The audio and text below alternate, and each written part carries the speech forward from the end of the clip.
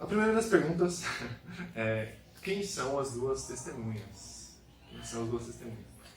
E quem acompanha o estudo sobre a Trindade sabe que sobre Apocalipse sabe que essa é uma questão especialmente complicada para mim.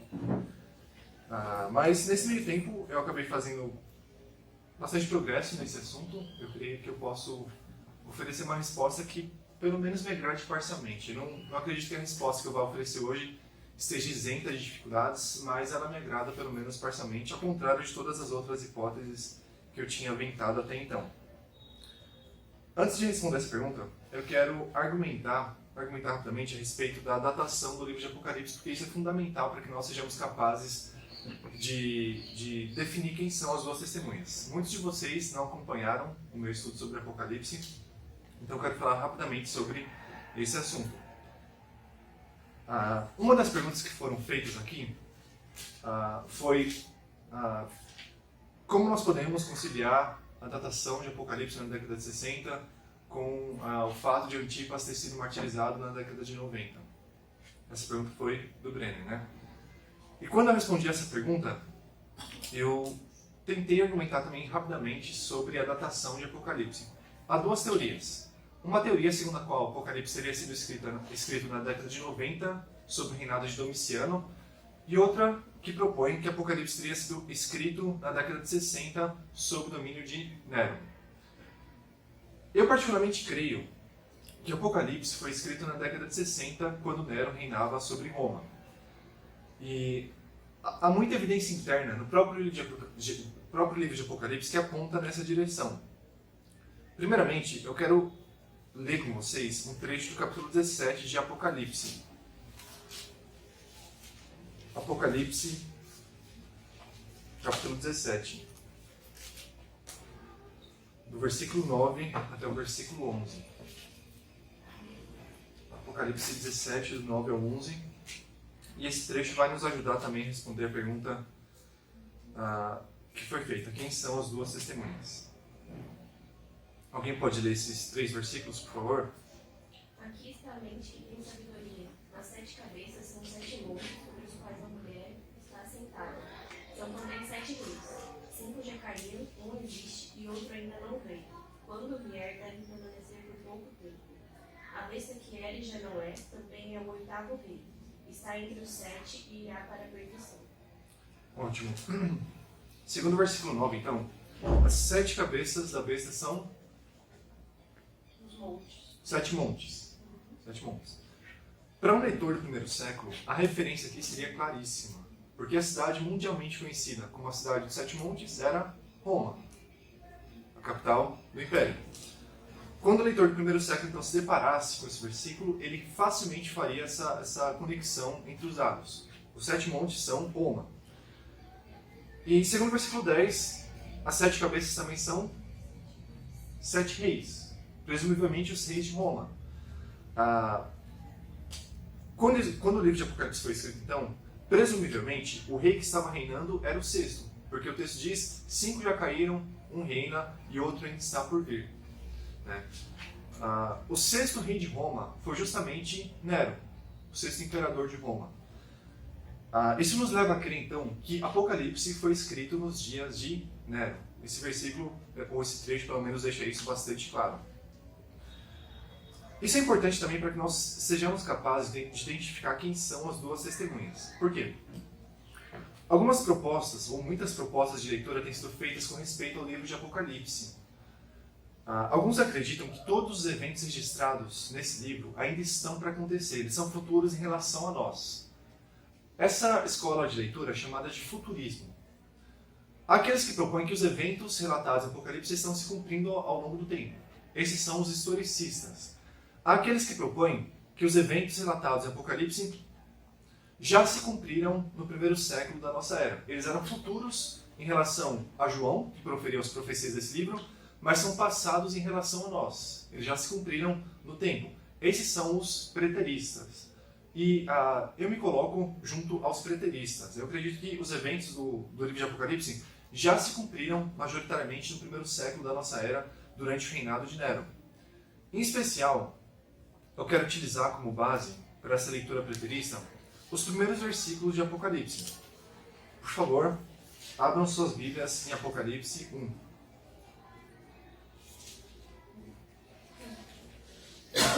Alguém pode ler os 3 primeiros versículos desse capítulo, por favor? Revelação de Jesus Cristo, a qual Deus lhe deu para mostrar aos seus servos as coisas que brevemente devem acontecer. E pelo seu anjo as enviou e as notificou a João, seu servo, o qual testificou da palavra de Deus e do testemunho de Jesus Cristo e de tudo que tem visto. Bem-aventurado aquele que lê e os que ouvem as palavras desta profecia e guardam as coisas que nela estão escritas, porque o tempo está próximo. Então essas são as palavras de abertura da revelação de João. E por 2 vezes, nesses 3 versículos, João diz que o tempo do cumprimento dessas palavras estava próximo. Estava próximo. A única maneira de nós fazermos jus a essas palavras proferidas por João é se nós admitirmos que os eventos registrados nesse livro de fato se cumpririam no futuro próximo em relação aos leitores originais dessa epístola. Se esses eventos estavam para se cumprir 2.000 anos depois, 3.000 anos depois, eles não estavam próximos. Portanto, João estava errado ao dizer essas palavras. Algumas pessoas têm dito, não, mas para Deus 1.000 anos são como um dia e 1.000 anos são como um dia e um dia como 1.000 anos, né? Essas são palavras do apóstolo Pedro. Dessa forma, então, essas pessoas acabam interpretando essas palavras de João como se elas pudessem significar daqui a muito tempo. Em breve significaria daqui a muito tempo, porque para Deus 1.000 anos são como um dia e um dia como 1.000 anos. Eu não creio nessa interpretação, porque essas interpretações segundo as quais a Bíblia pode significar qualquer coisa, na verdade não significam nada. Eu posso dizer, por exemplo, daqui a um dia um avião vai cair. E talvez daqui a, 365 dias um avião caia. Então eu posso dizer para você, está vendo? Eu não disse que o avião ia cair em um dia? Aí você pode responder, não, mas você disse que o avião cairia em um dia, e não em 365 dias. Aí eu digo, não, mas eu estava usando o padrão de tempo de Deus, né? Porque para Deus, um dia são 1.000 anos, 1.000 anos são um dia, coisas do tipo. Ou seja, eu vou estar sempre certo, aconteça o que acontecer. Porque as minhas palavras podem significar qualquer coisa. Mas João estava se dirigindo a leitores humanos. E para um leitor humano, 2.000 anos não é pouco tempo, 3.000 anos não é pouco tempo, né? Para nós, seres humanos, essa quantidade enorme de tempo é de fato enorme. Se João então disse que aqueles eventos se cumpririam em breve, e ele disse isso para seres humanos como nós, aqueles eventos tinham que se cumprir em breve como de fato se cumpriram, conforme nós argumentamos no nosso estudo de Apocalipse. Eu creio então numa leitura preterista do livro de Apocalipse. Isso significa que eu creio que os eventos registrados nesse livro já se cumpriram majoritariamente no primeiro século, durante o período do imperador Nero. Bom, ditas essas coisas, nós estamos habilitados a tentar interpretar a figura das 2 testemunhas. André, Oi. eu compartilho da sua visão cristã. E eu estou utilizando hoje a versão corrigida fiel, né? E no texto diz assim, coisas que brevemente devem acontecer. Você sabe dizer assim, no original, existe essa ideia de brevidade no acontecimento das coisas mesmo? Sim, a expressão muito bem traduzida de fato. O que João está dizendo é que as suas palavras deviam se cumprir dentro de pouco tempo. Não é à toa que ele utiliza esse advérbio. Esse advérbio tem um significado. Ele significa em pouco tempo. Se as profecias de João não se cumpriram em pouco tempo, segue-se que João era um falso profeta. Segue-se que na Bíblia nós temos mentiras, o que é impossível, já que Deus não mente. Portanto, as profecias ditas por João certamente tinham que se cumprir dentro de pouco tempo. Tá bom? Vamos ler então o texto de Apocalipse 11, que trata das 2 testemunhas. Apocalipse 11, do versículo 1 até o versículo 14. Eu vou ler o primeiro versículo, e Marcos o segundo, Timóteo o terceiro, e assim sucessivamente. Apocalipse 11, do 1 ao 14.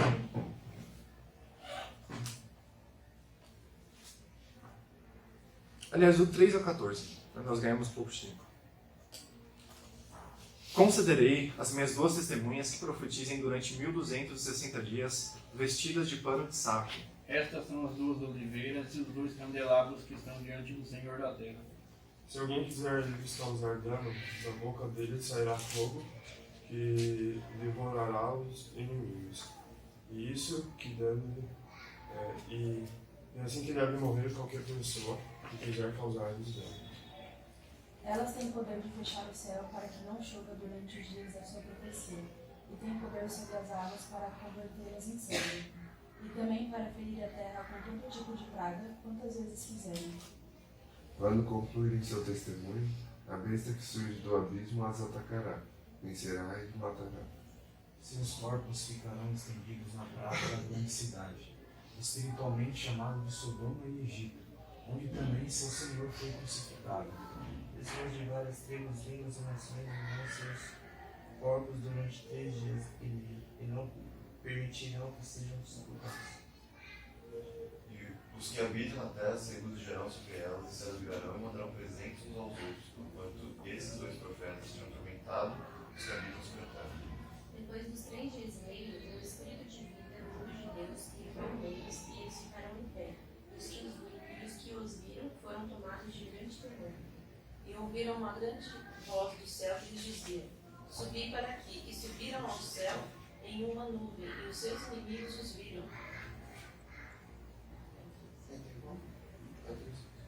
E naquela hora houve um grande temor, um grande terremoto, e caiu a 10ª parte da cidade, e no terremoto foram mortos 7.000 homens, e os demais ficaram atemorizados e deram glória a Deus do céu.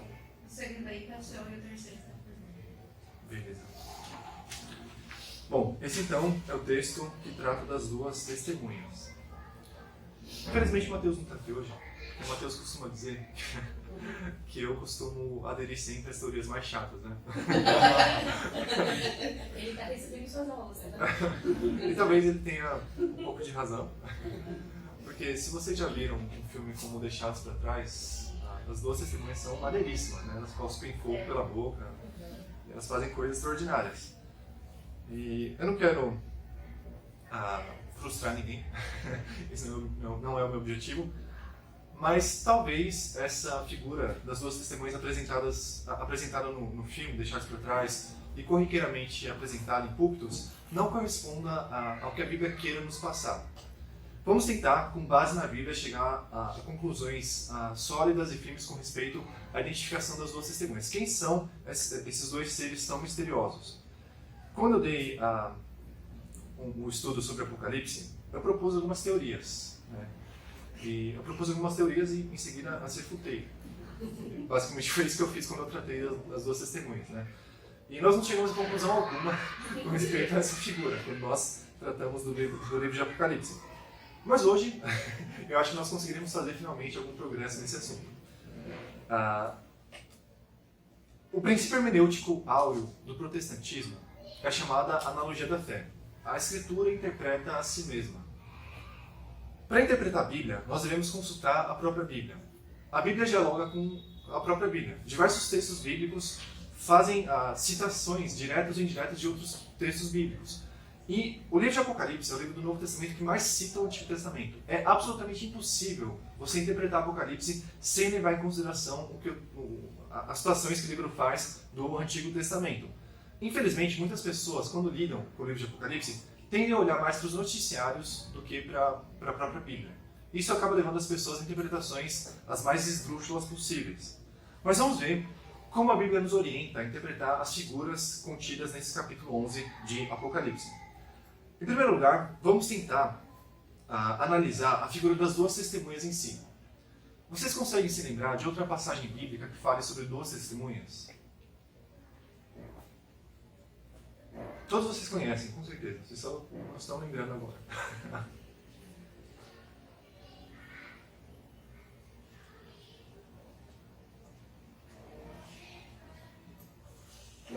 Abram suas Bíblias em Deuteronômio, capítulo 17, versículo 6. 17, 6.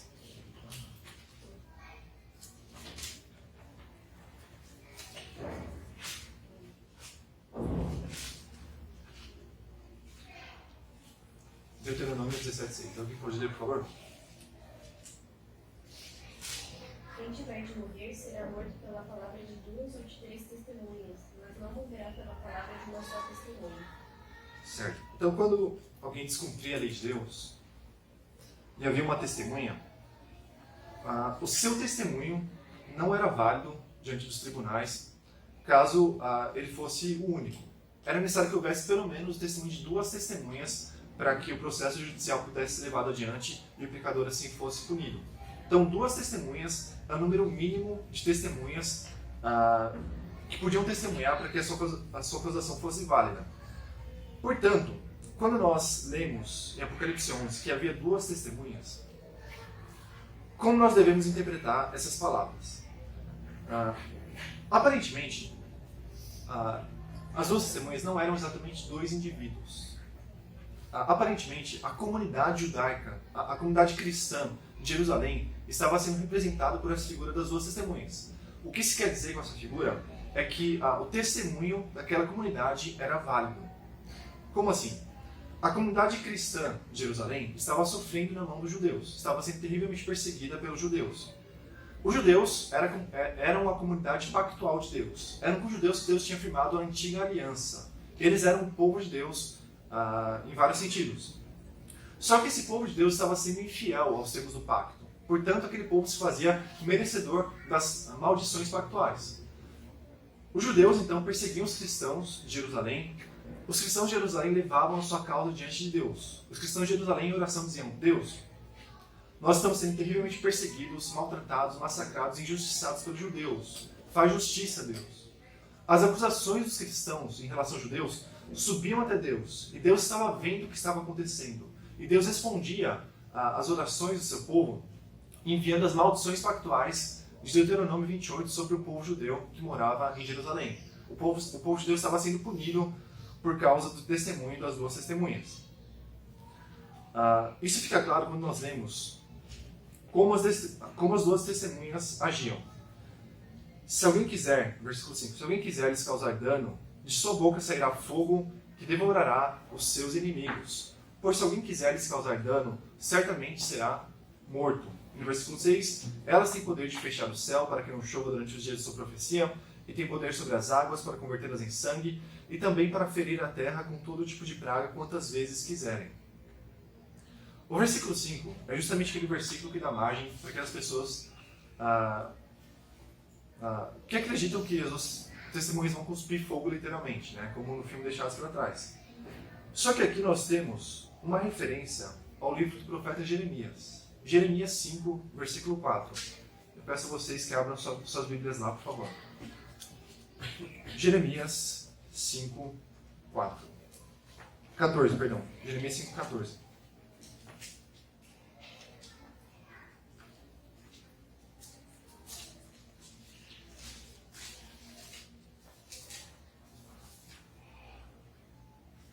Aliás, vamos ler do 10 ao 14 para vocês entenderem melhor o contexto. Jeremias 5, do 10 ao 14. Alguém pode ler? Subi aos seus muros e destruí-os, não façais, porém, uma destruição final. Tirai suas ameias, porque não sou do Senhor. Porque aleivosissimamente se houveram contra mim a casa de Israel e a casa de Judá, diz o Senhor. Negam ao Senhor e dizem: não é ele, e nenhum mal sobrevirá.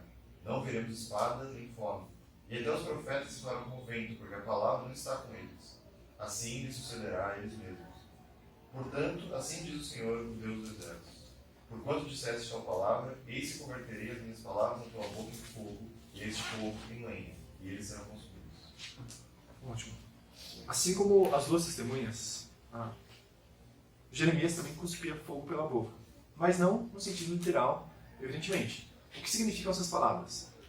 Deus estava prometendo juízo contra Judá, no século VI a.C. Estava fazendo isso por meio do profeta Jeremias.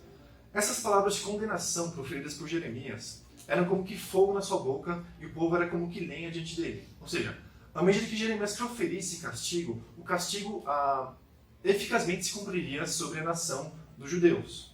Os judeus seriam punidos pelas palavras de Jeremias. É isso que significa fogo sair da boca. As 2 testemunhas, portanto, não cuspiam fogo de fato, não cuspirão fogo de fato. O fato de elas cuspirem fogo significa simplesmente que elas proclamavam juízo. As duas testemunhas, não à toa, são chamadas também de dois profetas, nesse mesmo texto de Apocalipse 11. Por quê? Porque elas proclamavam o juízo divino. A função dos profetas não era simplesmente prever o futuro. A função dos profetas era atualizar a lei de Deus para a sua geração. A geração dos profetas estava descumprindo a lei de Deus, estava descumprindo os termos do pacto. Os profetas então chamavam o povo ao arrependimento e caso o povo não se arrependesse, os profetas proclamavam a maldição pactual. Era exatamente isso que as duas testemunhas estavam fazendo. Elas proclamavam destruição sobre o povo caso o povo judeu não se arrependesse, caso o povo judeu continuasse perseguindo os cristãos, continuasse praticando as suas iniquidades. Por isso, o versículo 6 diz que não havia chuva no céu, diz que as águas se transformavam em sangue. Todas essas são maldições pactuais que Deus estava derramando sobre o povo judeu. Bom, segundo o texto de Apocalipse 11 também, as duas testemunhas não sofreram mal algum por parte dos seus perseguidores, até que o seu testemunho teve fim. Então o que aconteceu? A besta que sobe do abismo se levantou, fez guerra contra elas, as derrotou e as matou. Como nós podemos interpretar essas palavras? No primeiro século, os romanos não davam a nenhum povo o direito da pena capital. Apenas os romanos podiam exercer esse direito. Tanto que quando o nosso Senhor Jesus Cristo foi morto, ele foi morto pelas autoridades romanas, porque os judeus nada podiam fazer contra o nosso Senhor. Apenas os romanos podiam exercer a pena capital. Então, por mais que os cristãos fossem perseguidos, pelo menos no sentido religioso, em Jerusalém, eles não podiam ser executados pelos judeus, por mais que os judeus quisessem agir dessa maneira, como nós vemos muitas vezes ao longo do Novo Testamento, especialmente no livro de Atos. Os judeus nada podiam fazer contra os nossos primeiros irmãos em Jerusalém. Só que a besta podia fazer. A besta, como nós definimos, é o Império Romano. Isso fica muito claro em Apocalipse 17. As 7 cabeças da besta são 7 montes e também 7 reis. E o último versículo do capítulo 17 não deixa dúvidas. A mulher que estava sentada sobre a besta é a cidade que reina sobre os reis da terra. No primeiro século, seja na década de 60 ou na década de 90, isso só pode significar Roma. Roma era a cidade que reinava sobre os reis da terra. Tá? Então, certamente a besta se refere a Roma. A besta que sobe do abismo faz guerra contra as duas testemunhas, e as vence e as mata, então é Roma. Roma exerce então o poder sobre os judeus, sobre os cristãos de Jerusalém.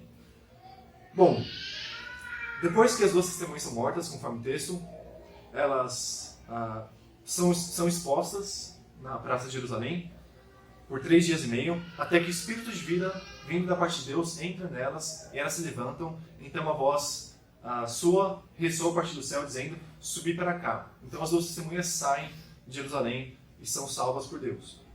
Como nós devemos interpretar essas palavras? O que eu não tinha percebido nesse capítulo 11 de Apocalipse é que esse trecho dialoga de maneira claríssima com Ezequiel 37, aquela famosa profecia do Vale dos Ossos Secos. E eu peço a vocês que abram suas Bíblias lá, para que vocês também possam enxergar como um texto dialoga com o outro. Ezequiel, capítulo 37.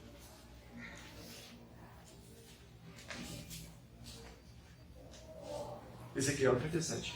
E é justamente esse capítulo de Ezequiel que fortalece a minha leitura de que as duas testemunhas não são 2 indivíduos, mas são a comunidade cristã de Jerusalém. Ezequiel 37, nós vamos ler do versículo 1 até o versículo 14. Nós vamos mais uma vez fazer o nosso esquema de leitura. Eu vou ler o primeiro, Marcos o segundo, Timóteo o terceiro e assim sucessivamente. A mão do Senhor veio sobre mim. Ele me levou pelo Espírito do Senhor a um vale cheio de ossos. E me fez andar de um lado para o outro. E vi que o número deles no vale era grande, e estavam muito secos. Ele me perguntou: filho do homem, esses ossos poderão tornar a viver? Eu respondi: nós esperamos, Senhor, só tu o sabes.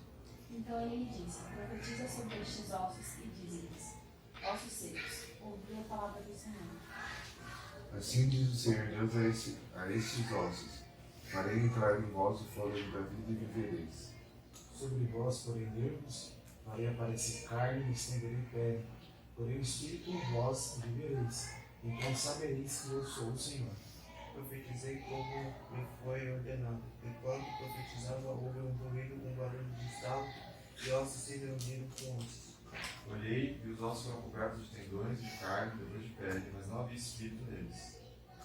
Então ele me disse: profetiza o Espírito ao Filho do Homem, profetiza e diz ao Espírito: assim diz o Senhor Deus, ó Espírito, vem dos 4 ventos e assopra sobre estes mortos para que vivam. E profetizei como ele me deu ordem. Então o Espírito entrou neles e viveram, e se puseram em pé, um exército grande em extremo. Então me disse: filho do homem, estes ossos são toda a casa de Israel.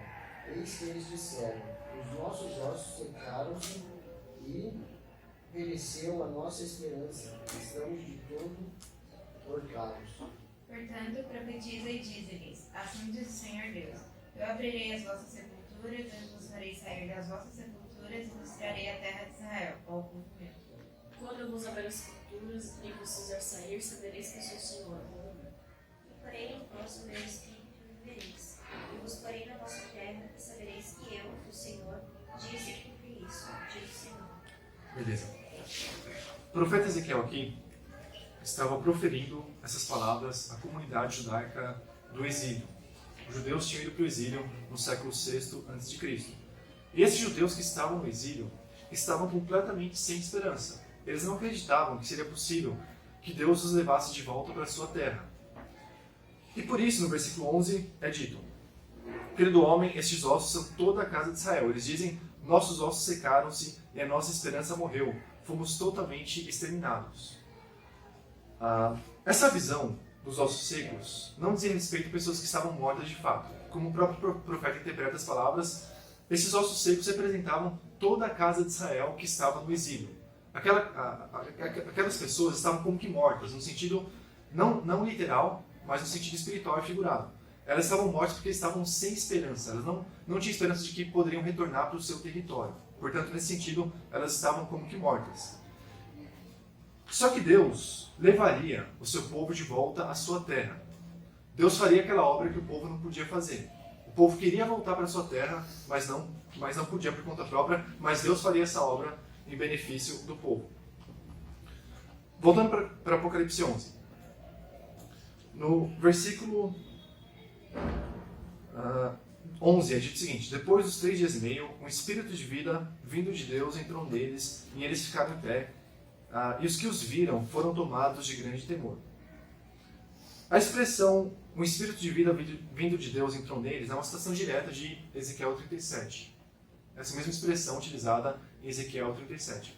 Então, nós não devemos interpretar as duas testemunhas como dois indivíduos. As duas testemunhas são uma comunidade, assim como os ossos secos em Ezequiel 37 eram uma comunidade, era a comunidade exílica.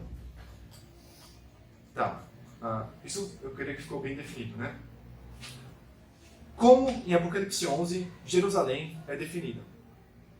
Duas palavras são utilizadas em Apocalipse 11 para definir Jerusalém. Versículo 8. Seus corpos ficaram estendidos na praça da grande cidade, espiritualmente chamada Sodoma e Egito, onde também seu Senhor foi crucificado. Essa é uma referência clara a Jerusalém. Jerusalém chamada de Sodoma e Egito.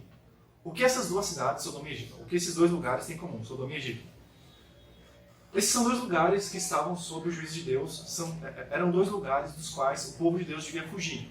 Ló fugiu de Sodoma e os israelitas fugiram do Egito. Da mesma forma, os cristãos deviam fugir de Jerusalém porque o juízo de Deus se aproximava. O juízo de Deus se aproximava de Jerusalém. Qual o cenário, então, que Apocalipse 11 está nos apresentando? As duas testemunhas, que era a comunidade cristã de Jerusalém, denunciavam os pecados dos judeus a Deus. Deus enviava ao povo judeu maldições pactuais, de tal forma que os cristãos eram odiados ainda mais pelos judeus.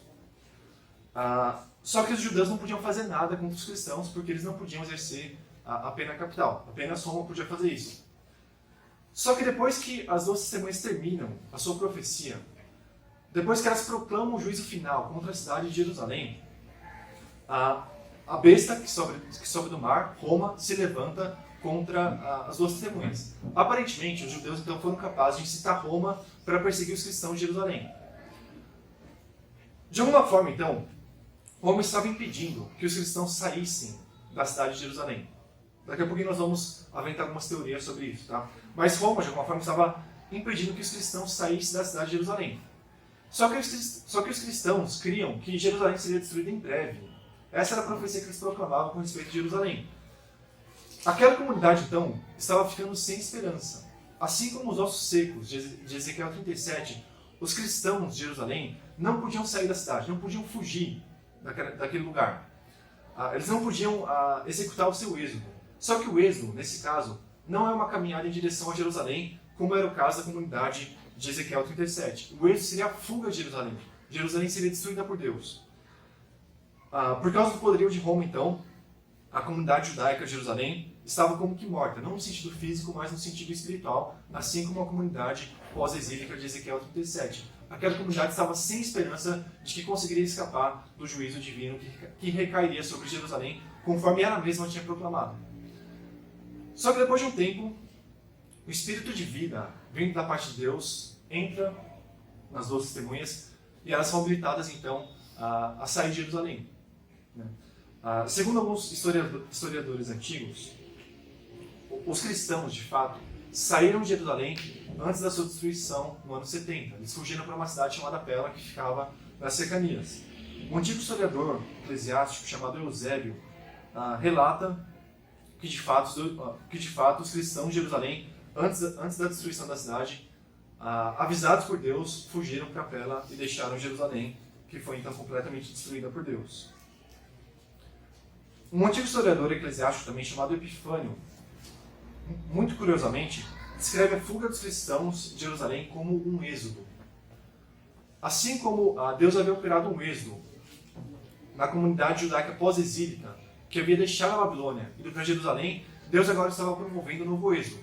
Não em direção a Jerusalém, mas a partir de Jerusalém.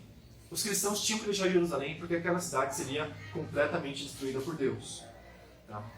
A questão é, como exatamente Roma impediu que os cristãos saíssem de Jerusalém? Talvez o cerco romano a Jerusalém tenha começado. Isso começou de fato no ano 66. Esse foi o ano de início da Guerra Judaica, né? A Guerra Judaica que se estenderia até o ano 73 e que culminaria no ano 70 com a destruição da própria cidade de Jerusalém e do Templo de Jerusalém. Mas o cerco começou no ano 66. Vamos supor que você fosse um cristão do primeiro século que vivesse em Jerusalém. Você constantemente denuncia os pecados dos judeus, você os chama ao arrependimento e você diz que se eles não se arrependerem, Deus destruirá completamente aquela cidade. Só que de uma hora para outra, a cidade de Jerusalém é cercada pelos romanos e você não consegue mais sair da cidade. Segundo a sua própria profecia, qual vai ser o seu destino? A destruição. Deus vai destruir a cidade por meio dos romanos e você está preso dentro da cidade. Você não consegue sair. Você está completamente sem esperança. Ou, no linguajar de Ezequiel, você está morto. Mas Deus, então, miraculosamente, permite que a comunidade cristã, de alguma forma, saia da cidade de Jerusalém e acabe vivendo e acabe sendo preservada da destruição que fatalmente recaiu sobre os judeus que lá viviam. Esse é um cenário possível que nós podemos imaginar. O outro cenário possível é o seguinte. Pode ser que antes do início da Guerra Judaica, no ano 66, os judeus tenham denunciado os cristãos ao imperador romano e tenham dito para ele algo do tipo, olha, aqui em Jerusalém há um grupo de pessoas que não reconhece o senhorio de César. E César, então, Nero, no caso, né, completamente irado, completamente fora de si, teria ordenado que os cristãos de Jerusalém fossem mortos. Nós podemos imaginar, então, que a Roma tenha montado uma guarda nos portões de Jerusalém, impedindo que os cristãos saíssem. Todas as pessoas que saíssem da cidade teriam que jurar lealdade ao imperador romano, teriam que dizer algo como César é o Senhor e não Cristo é o Senhor. Dessa forma, então, os cristãos ficariam presos dentro da cidade e não poderiam sair. Mas Deus, miraculosamente, de alguma forma que eu não conheço, que eu não sei bem, conseguiram sair de Jerusalém e foram preservados da destruição que Deus trouxe sobre a cidade. Tá? Então, basicamente, é isso que eu diria sobre as duas testemunhas. Como eu disse, eu não creio que essa teoria esteja completamente isenta de falhas ou de ataques. mas é uma teoria com a qual eu posso ficar contente, pelo menos por enquanto. É uma teoria que faz sentido para mim. Não sei se fez sentido para vocês. Vocês querem comentar alguma coisa sobre isso? Dos duas testemunhas? Então, em essência, o fato de falar, o fato de falar, de fechar o céu da chuva e de ferir as águas e tal, porque assim, para mim isso era muito claramente e essa é uma das teorias, né? Uma referência a Elias e Moisés. Mas então você acha que seria tipo uma referência genérica às maldições atuais? E a esse momento representa tipo, a autoridade profética da comunidade cristã de Jerusalém? Sim, eu diria que sim. Eu diria que não necessariamente isso tenha acontecido de fato, embora essas fossem de fato, embora essas fossem realmente maldições pactuais, né? Mas eu acho que o ponto aqui é que esses sinais que foram dados por Deus a Moisés e Elias eram sinais de juízo contra uma comunidade pecadora. No caso de Moisés, Deus estava punindo o Egito por causa dos seus pecados, e no caso de Elias, Deus estava punindo Israel por causa dos seus pecados. Então, da mesma forma, Deus estava punindo, por meio da profecia das duas testemunhas, a comunidade de Jerusalém por causa dos seus pecados. Pode ser que tenha havido uma seca de fato, pode ser que matanças tenham acontecido de fato, pode ser que fome tenha acontecido de fato, mas eu não creio que esses sinais sirvam para nós. Eu não creio que eles devam ser entendidos literalmente. Eu acho que eles simplesmente representam as maldições que Deus estava derramando sobre Jerusalém naquele momento. Elas têm poder, né? Ou fala que elas chegaram a... Não aconteceram, elas têm poder para isso. Tem poder de fechar o céu para que não chova durante os dias dessa profecia. Isso. Elas têm poder de... Isso. E eu acho que isso tem tudo a ver com o versículo anterior. O versículo anterior diz que elas cuspiam fogo pela boca, né? E como nós vimos em Jeremias, isso significa que o profeta proclamava as maldições pactuais sobre o povo e as maldições de fato aconteciam. E foi realmente o que aconteceu com a comunidade judaica do primeiro século, né? Ela foi vítima das maldições pactuais de Deus. E o negócio das oliveiras e castiçais? Você tem uma opinião nisso? Certo. Essa é uma referência a Zacarias capítulo 4. Em Zacarias 4, essa figura se refere a Josué e Zorobabel. Josué era o sumo sacerdote da reconstrução do templo de Jerusalém, e Zorobabel era o governante descendente de Davi, responsável pela reconstrução do templo. Então nós temos um rei e um sacerdote. Rei e sacerdote, no livro de Apocalipse, se referem constantemente à comunidade cristã, tanto a comunidade glorificada quanto a comunidade que está na terra ainda. Nós somos reis e sacerdotes. Isso é dito o tempo inteiro no livro de Apocalipse. Então o fato de as duas testemunhas serem Josué e Zorobabel significa que elas são rei e sacerdote. Tá? Elas são cristãs, portanto. Tá bom? E o 2 viria de Deuteronômio. O 2 viria do fato de você precisaria de duas testemunhas para acusar. Isso. O fato de haver duas testemunhas significa que as acusações dela eram válidas diante do tribunal de Deus.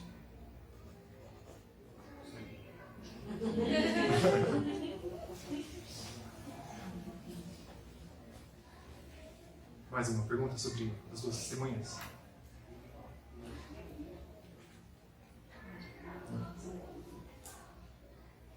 Bom, várias pessoas fizeram essa pergunta para mim no grupo da mocidade, né? Porque eu percebi que vocês estavam querendo tocar numa ferida minha. Eu acho que o jogo virou, né? Não, mas eu fiquei bem feliz ao perceber essas conexões entre diversos textos bíblicos, porque realmente a Bíblia interpreta a si mesma, né? Nós não precisamos ficar procurando em jornais, em revistas, em telejornais, o que está acontecendo no mundo para interpretar o Apocalipse. A Bíblia interpreta a si mesma. Essa é a regra áurea da hermenêutica protestante.